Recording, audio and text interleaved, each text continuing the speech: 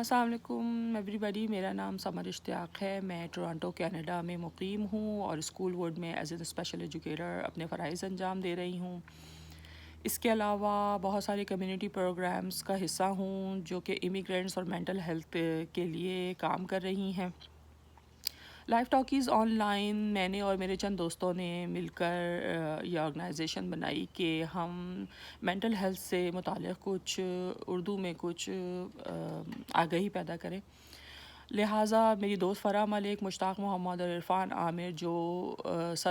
تمام کسی نہ کسی طرح سے مینٹل ہیلتھ کے شعبوں سے وابستہ ہیں، میری اس کام میں مدد کر رہے ہیں۔ جب آج میں پہلی ویڈیو بنانے کے متعلق سوچ رہی تھی تو میرے ذہن میں خیال آیا کہ بات کہاں سے شروع کی جائے،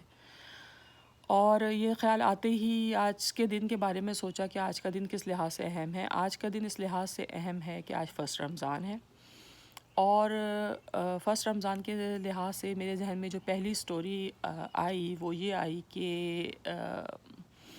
خیر اس سال تو کووڈ ہے، لہٰذا یہاں اتنی گہما گہمی نہیں ہے رمضان کی، لیکن میں تقریباً 2 سال پہلے کی ایک کہانی آپ کے ساتھ شیئر کرتی ہوں کہ جس اسکول میں پڑھاتی ہوں وہاں کچھ بچوں کے والدین نے مل کر ایک پروگرام کا انعقاد کیا جس میں وہ اپنی جیب سے مہندی کی کونز خرید کے لائے اور اعلان کیا کہ اسکول کے تمام بچے، تقریباً 800 بچے جو ہیں وہ $2 دے کر ایک ہاتھ پہ مہندی لگوا سکتے ہیں، اور اس سے جو فنڈ جنریٹ ہوئے وہ ان بچوں کے لیے مختص کیے گئے جو کہ جن کے والدین آفٹر اسکول پروگرامز یا کمیونٹی پروگرامز میں پیسوں کی کمی کی وجہ سے نہ ہونے کی وجہ سے حصہ نہیں دلوا پاتے تھے، تو لہٰذا بغیر ان کے نام کا اعلان کیے، بغیر کسی کو بتائے، وہ فنڈز اسکول کی انتظامیہ نے ان بچوں تک پہنچا دیے۔ جس وقت وہ مہندی کی کون سے پیرنٹس کا ایک گروپ تھا، 4-5 والدین تھے جو بچوں کے ہاتھوں پر کلاس لائن لگا کے بچے جا رہے تھے اور مہندی کے ڈیزائن بنوا رہے تھے، وہ لگا کر بچے خوشی خوشی آ رہے تھے، اور رمضان کا ایک سیلیبریشن کا ایک ماحول اسکول میں بنا ہوا تھا، تو مجھے بہت خوشی ہو رہی تھی، کیونکہ خوشی کی 2 وجوہات تھی۔ ایک تو یہ کہ جو بچے اور بچیاں دونوں مہندی کے ڈیزائن بنوا کر آئے تھے، جی ہاں لڑکے بھی اسی زور و شور سے انہوں نے حصہ لیا رمضان سیلیبریشن میں جیسے کہ لڑکیوں نے، اور میرے ذہن میں یہ خیال آیا کہ کس طرح پیٹریارکی نے مردوں کو چھوٹی چھوٹی خوشیوں سے محروم کر رکھا ہے صدیوں سے، تو ان بچوں نے بغیر جانے بوجھے، ان چھوٹے چھوٹے لڑکوں نے ان بڑے بڑے ہرڈلز کو کیسے آرام سے پار کر لیا، اور مل کر دونوں جو ہے لڑکے اور لڑکیاں جو ہیں وہ رمضان سیلیبریٹ کر رہے ہیں۔ دوسری بات جو میرے ذہن میں آئی وہ مجھے بہت اچھا لگا کہ جو نیٹو ہے یا جو کینیڈین لوگ ہیں یہاں کے مقامی، ان کو رمضان کے اسلامک کلچر کے بارے میں، رمضان کے بارے میں معلومات دی جا رہی ہے، ان کو ایک موقع فراہم کیا جا رہا ہے کہ وہ دوسرے کلچر کے بارے میں جانیں، دوسرے ریلیجن کے بارے میں جانیں اور اس کو سیلیبریٹ کریں مل کر اپنے دوسرے دوستوں کے ساتھ جو اس کلچر کو یا اس ریلیجن کو فالو کرتے ہیں۔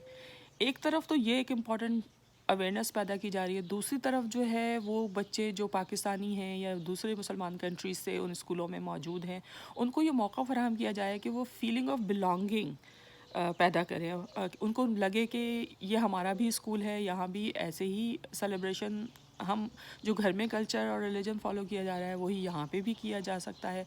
تو یہ ایک ایکسیپٹنس کا ایک ماحول پیدا کیا جا رہا ہے ایک دوسرے کے لیے، بچپن سے ہی سکھایا جا رہا ہے کہ صرف آپ کے ہی خیالات، آپ کے ہی ویلیوز امپورٹنٹ نہیں ہیں، بلکہ دوسرے لوگوں کی ویلیوز اور خیالات بھی اتنے ہی امپورٹنٹ ہے، اور اس کا بھی احترام آپ پر اسی طرح فرض ہے۔ اور یہ ساری باتیں سوچتے ہی میرے ذہن اپنے بچپن کی طرف چلا جاتا ہے کہ جب ہم چھوٹے تھے اور رمضان کا ہمارے ارد گرد جو ماحول ہوتا تھا وہ یہ ہوتا تھا کہ آپ کو روزہ رکھنا ہی ہے، اگر کوئی کسی بھی وجہ سے روزہ نہیں رکھا ہوا ہے اور کھاتا ہوا باہر نظر آ گیا ہے تو جو مورل پولیس ہے اور اسٹیٹ پولیس ہے وہ اچھی طرح پھر آپ کو بتاتی ہے کہ آپ کو پوری طرح اس شرمندگی کا احساس دلاتی ہے کہ آپ جو ہے وہ روزہ نہیں رکھ رہے، اور زبردستی آپ کو بھوکا رکھوا کے غربت کا احساس کروایا جاتا ہے کہ غریبوں پہ کیا گزرتی ہے، جبکہ غربت کا احساس صرف بھوکے پیاسے رہ کر ہی نہیں ہو سکتا، بہت ساری اور دوسری چیزیں بھی ہیں جن کو کر کے آپ غریبوں کے لیے یا ایسے لوگوں کے لیے جو مستحق ہیں ان کے لیے آپ پیدا کر سکتے ہیں اپنے اندر ہمدردی۔ اچھا، اس لیے اس حوالے سے جو ایک بات میرے ذہن میں آتی ہے، جو ایک کلچر آف جو ہمارے کلچر ڈیولپ ہوا ہے پچھلے